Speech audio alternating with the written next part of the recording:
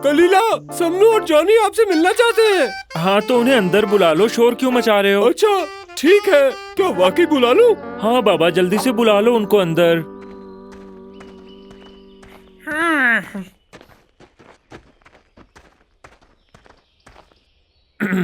तुम्हें क्या हुआ दोस्तों? ये रेडियो मेरे दादा कहते हैं ये हुआ था कि एक दिन ये रखेगा और एक दिन मैं रखूंगा इसे। जी नहीं, ऐसी कोई बात उन्होंने नहीं की। 2 दिन से इसी के पास है ये अब। आरी लेकर आओ। जी, क्या कहा? जो कहा लाओ। ओके। आरी क्यों? समनू, जल्दबाजी मत करो। अच्छा रेडियो दो। जी ये लीजिए। अरे ये क्या कर रहे हो तुम? अरे कलीला पागल हो गया। ये लो, फैसला हो गया। खराब हो गया है ये।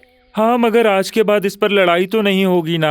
बहुत शुक्रिया कलीला साहब कि आपने हमारा फैसला करवाया। आपकी नवाजिश है। अरे बुद्धू, रेडियो का बेड़ा गर्क हो गया है। तो क्या हुआ, माफ कीजिए कलीला साहब, ये सिर्फ मादी चीजों पे मरता है। आपका बहुत शुक्रिया।